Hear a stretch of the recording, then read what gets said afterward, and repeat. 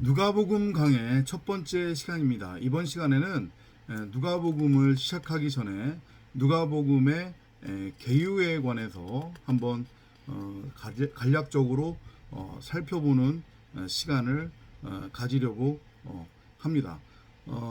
설명을 드렸지만 성경 66권 중에서 우리가 하나님의 말씀이라고 그렇게 부를 수 있는 성경은 모세오경과 그리고 이 사복음서입니다. 모세오경을 알지 못하고 이해하지 못하는 사람들한테 말씀이 무엇인지를 알고 깨달은 그 하나님의 아들의 모형으로 그려지고 있는 제자들 중에서 마태, 마가, 누가, 요한 사도가 자신들이 깨달은 진리를, 곧 진리는 모세오경을 의미하는 거니까요. 그죠? 그 모세오경을 깨달은 대로 푸른 것, 곧 말씀이신 하나님 성령이 알려주신 대로 그대로 푸른 것이 사복음서다. 그렇기 때문에 모세오경을 진리로 깨달으면 당연히 사복음서가 진리로 읽혀지게 돼 있는 거고, 결국에 성경 66권 전체는 그렇게 사복음서, 왜 하필이면 사복음서겠어요? 이게 창세기 1장 1절을 비유적으로 설명하기 위한 거란 말이에요. 창세기 1장 1절은 뭐라고 했습니까? 전능자를 드러내고 나타내고 전하고 설명하고 가르치고 설교하는 말씀으로서의 그 말씀을 담은 성전으로 우리 각 사람을 창조하셨다라고 하는 내용이라고 했잖아요. 그죠?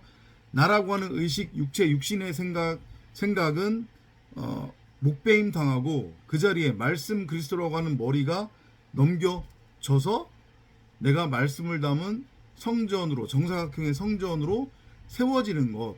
그래서 사복음서가 등장을 하는 거고, 성경 전체 66권은 사복음서로 마무리가 된다. 이렇게 깨달으시면 되는 겁니다. 그래서 요 사복음서는 정확하게 뭐랑 연결이 되냐면, 인간이 육신의 종욕, 안목의 종욕, 이생의 자랑의 눈으로 바라보아서 엉뚱하게 취한 하나님의 말씀으로서의 율법과 정확하게 연결이 됩니다. 살인하지 마, 가늠하지 마, 거짓 증거하지 마, 이렇게 세 가지.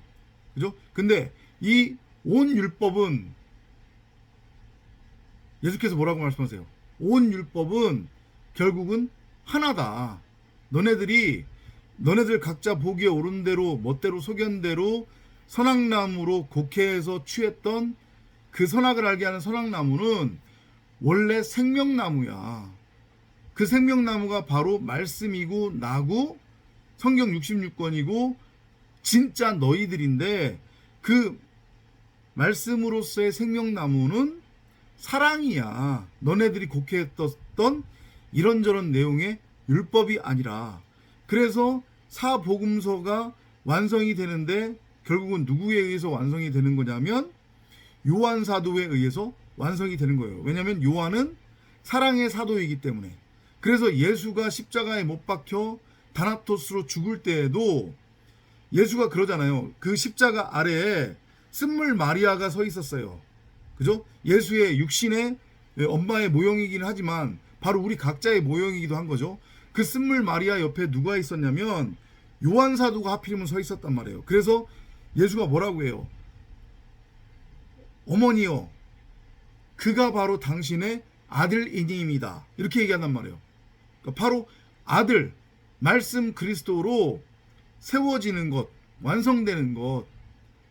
우리가 우리의 육신의 생각으로 우리 보기 옳은 대로 우리 멋대로 잘못 취했던 선악이라고 하는 그 율법으로서의 선악나무는 결국은 생명나무로서의 성경 66권 하나님의 말씀인데, 그 하나님의 말씀으로서의 하나님 자체는 우리 각자의 원래의 본질은 바로 다른 사람들을 정죄하고 판단하고 심판하는 선악의 율법이 아닌 사랑이다. 이것을 설명하기 위해 그 사복음서가 사랑의 사도로 불리었던 요한 사도에 의해서 마무리가 되는 걸로. 그리고 그 사복음서는 우리 각자에 관한 이야기, 우리가 바로 그렇게 정사각형의 성전으로 완성이 돼야 함을 보여주는 그림으로 이해를 하시면 되고요. 그 과정 안에서, 그 내러티브 안에서 누가복음은 살인하지 마, 간음하지 마, 거짓 증거하지 마, 요 율법과 정확하게 연결이 돼 있습니다. 거짓 증거라고 하는 게 뭐예요? 다른 사람한테 거짓말하고 이런 거 말하는 거 아니죠. 그죠? 거짓 증거라고 하는 것은 하나님의 말씀으로서의 생명나무인 성경 66권을 엉뚱하게 육신의 종욕, 안목의 종욕, 이생의 자랑의 눈으로 취해서, 그러면 인간에게 그 생명나무인 하나님의 말씀은 뭘로 곡해된다고 했어요? 100%, 그죠? 선악을 알게 하는 선악나무, 율법으로 곡해된다고 했죠. 그래서 복음이, 하나님의 말씀은 율법이야, 계명이야. 그래서 이거는 해야 되고 이건 하지 말아야 돼. 이렇게 엉뚱하게 다른 사람들한테 가르치고 선동질하고 미혹하고 협박하는 것, 그게 바로 거짓 증거라고 하는 거란 말이에요. 그리고 성경은 그것을 뭐라고 하냐면 성령 회방죄라고 하는 거예요. 왜냐하면 성령은 곧 하나님의 말씀을 의미하는 거기 때문에. 무슨 의미인지 이해되시죠? 그래서 사실은 누가복음은 전체적으로 봤을 때는 성령에 관한 이야기가 가장 많아요. 그래서 신비주의자들, 은사주의자들, 성경을 눈에 보이는 문자 그대로 읽는 자들, 특히 성령이라고 하는 것에 푹 빠져가지고 성령 타령, 성령 사역 외치는 자들은 특히 누가복음을 목숨 걸고 연구한단 말이에요. 왜냐면 이게 성령에 관한 이야기가 너무 많이 나오니까. 근데 제가 방금 전에 말씀드렸죠. 그 성령의 의미, 성령은 곧 말씀을 의미합니다.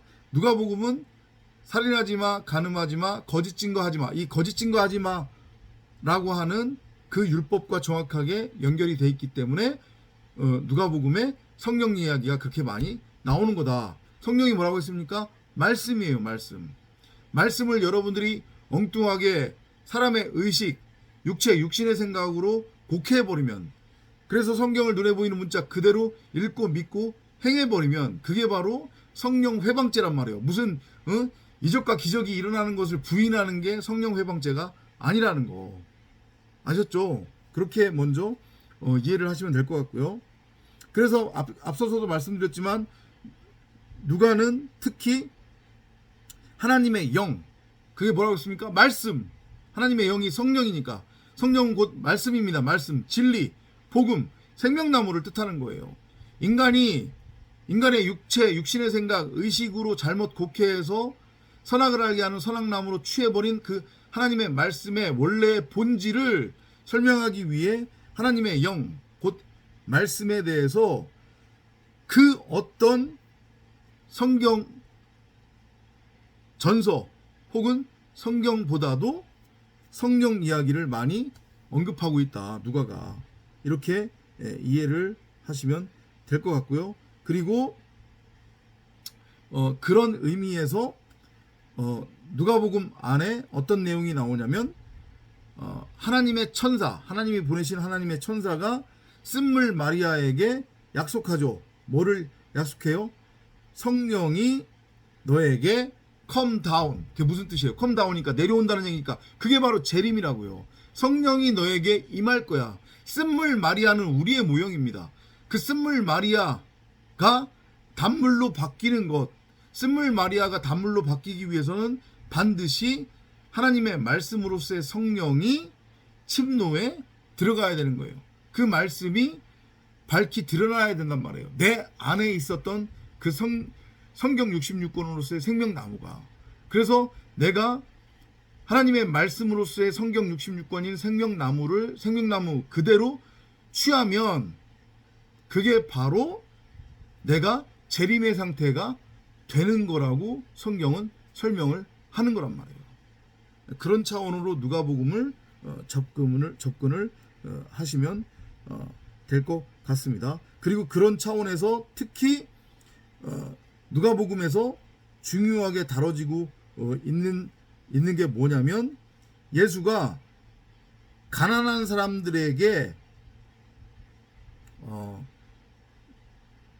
뭐라고 하죠? 복음을 전하는 장면, 그리고 가난한 사람들을 특히 돌보는 그러한 구절들이 많이 나와요. 그럼 여기서 가난한 사람은 누구를 의미하는 거냐? 바로 하나님의 말씀을 엉뚱하게 선악을 알게 하는 선악나무로 취해서 수고하고 무거운 짐을 짊어지고 끊임없이 목마름과 배고픔에 빠져 있는, 진짜 있어야 될 양식이 없는 자들, 땅적 존재로서 흙을 양식 삼아 살아가고 있는 자들, 흙을 양식 삼아 먹으면 아무리 먹고 마셔도 목마름과 배고픔이 해결이 되지 않는단 말이에요. 그런 자들을 성경은 비유적으로 뭐라고 부르냐면 가난한 자, 곧 푸토코스, 심령이 가난한 자라고 불러요. 그 심령이 가난한 자들에 대한 이야기도 많이 등장을 하고, 특히 중점적으로 누가가 그 부분에 대해서 이야기를 전개를 하고 있습니다.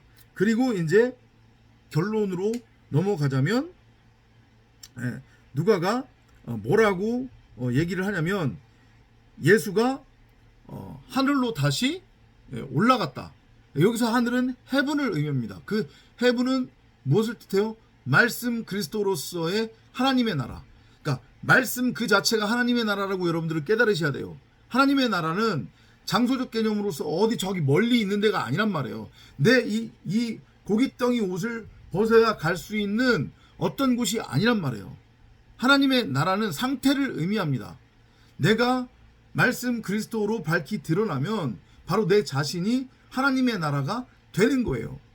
그거를 누가는 누가복음을 통해서 비유적으로 이전까지는 우리 각자가 하나님의 말씀으로서의 성경 66권을 내 밖에 두고 있었잖아요. 바라보고 있었잖아요. 우상으로 바라보면서 형상화시켜서. 그게 뭐예요? 선악나무.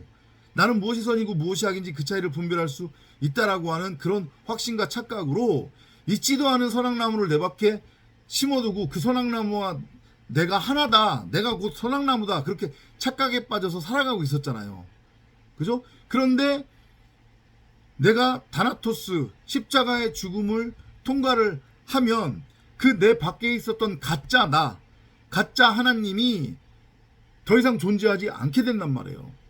그러면 그 선악나무는 원래 있었던 자리, 선악나무와 생명나무는 하나라고 그랬잖아요. 동산에는 나무가 한 그루밖에 없었어요. 생명나무. 그 선악나무로 곡해되었었던 선악나무가 다시 원래 자리로 돌아가는 거죠. 그 원래 자리는 어딘데요? 내 마음밭. 바로 여기가 하나님의 나라니까. 여기 하나님의 말씀이 있으니까. 이건 저의 일방적인 주장이 아니라 예수가 뭐라고 해요? 누가 와서 내 이름으로 하나님이 여기 있다, 하나님 나라가 여기 있다 저기 있다 하더라도 따라가지 말라라. 하나님 나라는 너희 가운데 있다라고 하신 그 말씀이 그걸 의미하는 거란 말이에요. 이해되시죠? 그래서 말씀이신 예수가 다시 하늘로 승천했다, 하늘로 돌아갔다고 하는 것의 의미가 바로 그거란 말이에요. 아셨죠? 그런 내러티브로 여러분들이 누가복음을 이해를 하시면 됩니다. 다시 한번 말씀드리지만 누가복음은 문자주의자들, 율법주의자들, 그리고 신비 음사주의자들, 번영 신학에 빠져있는 자들이 말하는 그들이 정의하고 생각하는 그런 성령에 관한 이야기를 기록한 책이 아니다. 이건 말씀의 본질, 진리, 복음의 본질이 무엇인지에 관해서 다루고 있는 책이다. 이렇게 누가복음을 이해를 하시면 될 것 같습니다. 다음 시간부터 본격적으로 누가복음 함께 나눠보도록 하겠습니다.